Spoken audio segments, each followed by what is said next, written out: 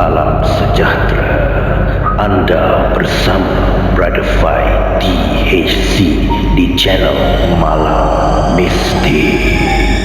Sebuah segmen audio dan video kisah seram dan mistik. Semoga anda semua terhibur.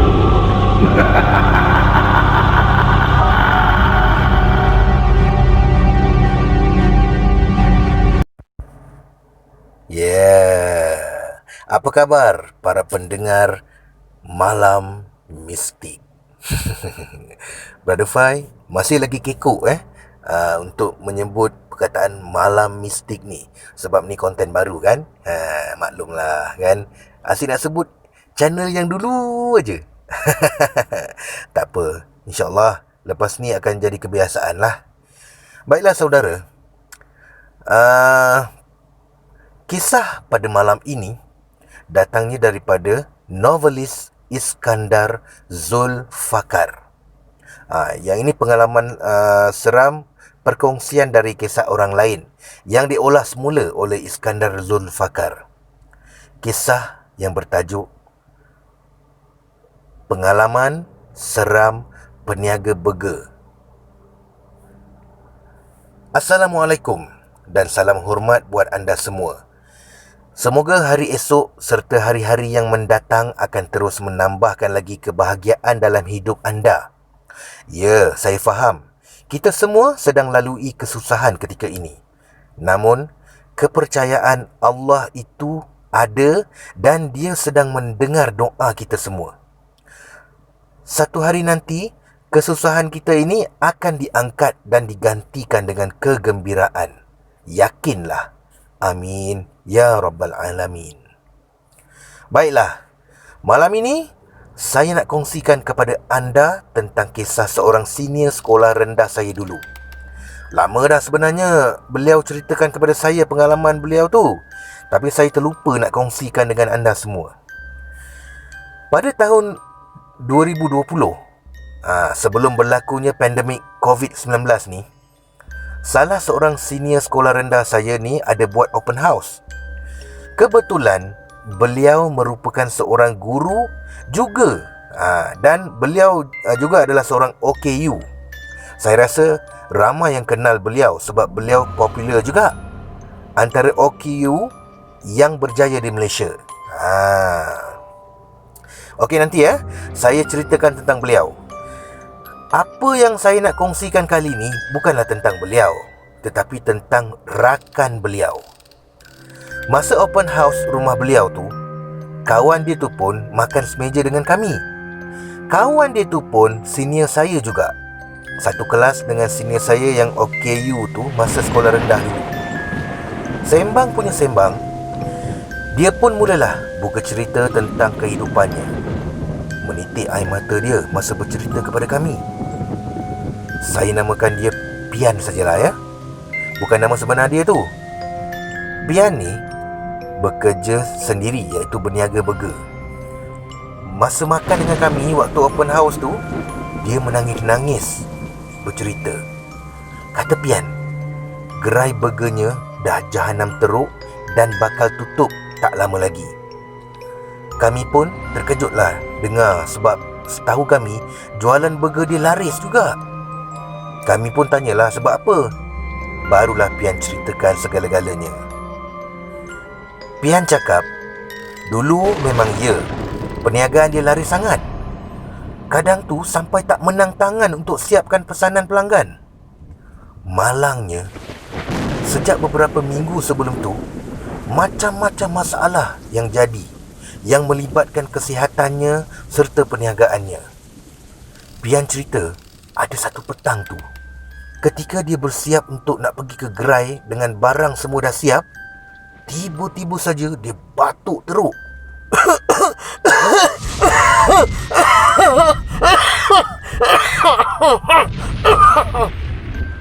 Lebih kurang macam tu lah dia batuk. Macam main-main. Padahal sepanjang hari dia okey aja. Batuk bukan biasa punya batuk, sampai muntah darah. Pian buat tak tahu je lah. Dia tetap juga pergi ke gerai. Pada hari itulah bermula segala-galanya. Sepanjang dia di kedai sampailah ke malam, tak ada seorang pun pelanggan yang datang. Memang tak logik kan? Kalau tak, paling kurang mesti ada juga 2-3 orang datang membeli. Pian anggap mungkin tak ada rezeki dia lah. Dia pun pulang dengan hampa. Malangnya, keesokan hari pun terjadi benda yang sama. Lebih teruk kali ni, Pian siap diganggu lagi. Pian letakkan daging burger dalam sebuah icebox besar. Sebaik saja tiba di gerai, Pian pun bukalah icebox tu untuk keluarkan daging burger tersebut untuk dimasak. Entah macam mana, tiba-tiba saja Pian ternampak yang ada dalam icebox tu adalah kepala manusia. Terkejutlah Pian. Mujur nampak sekali lalu je. Sekali lagi Pian tengok kelebat kepala tu dah tak ada. Yang ada hanya daging burgernya. Malam tu adalah seorang pelanggan burger datang. Pelanggan tu order burger. Pian pun masaklah burger tu. Kecil. Pian masak. Satu lagi benda misteri terjadi. Daging burger yang Pian letakkan di atas pemanggang tahap sejuk beku seperti diletakkan dalam bekas ais, walaupun dah setengah jam bakar. Setelah 1 jam menunggu tak masak-masak, pelanggan tu pun cancel order dan terus beredar. Anda bayangkan, 1 jam di atas pemanggang tapi daging tu masih beku. Masih ada kesan ais pada daging tersebut. Memang tak logik kan? Bukan itu saja. Pada malam tu, adalah seorang kawan Pian ni lalu depan gerai Pian. Tapi dia tak singgah pun. Walaupun Pian melambai tangan ke arahnya bagi tujuan memanggilnya lah. Sebaik saja sampai di rumah, kawan Pian tu terus telefon Pian. Kawan Pian minta maaf. Dia cakap dia nampak Pian lambai ke arahnya, tapi sengaja dia tak singgah sebab katanya di depan gerai Pian tu terdapat kelibat seperti mawas. Mawas yang besar, berwarna hitam dan berbulu lebat. Mungkin sebab adanya makhluk itulah pelanggan tak datang ke gerai Pian. Tidak cukup di gerai, gangguan disambung hingga ke rumah. Kesihatan Pian semakin teruk. Demam panas setiap malam serta asyik muntah darah. Lebih malang, bukan Pian seorang yang menjadi mangsa. Ibu dan ayah Pian pun turut sama menerima kesakitan misteri macam tu. Akibat tak tahan dengan semua tu, Pian pun pergilah berubat. Dia pergi jumpa seorang ustaz. Ustaz tu cakap ada orang tak suka Pian berniaga di situ. Sengaja dia sihirkan Pian supaya Pian berhenti berniaga. Ustaz tu juga cakap sihir yang orang tu hantar terlalu kuat dan dia hanya mampu untuk ubatkan sakit Pian saja. Untuk kekal selamat, Pian perlu tutup gerainya supaya tidak menjadi saingan lagi kepada si penyihir.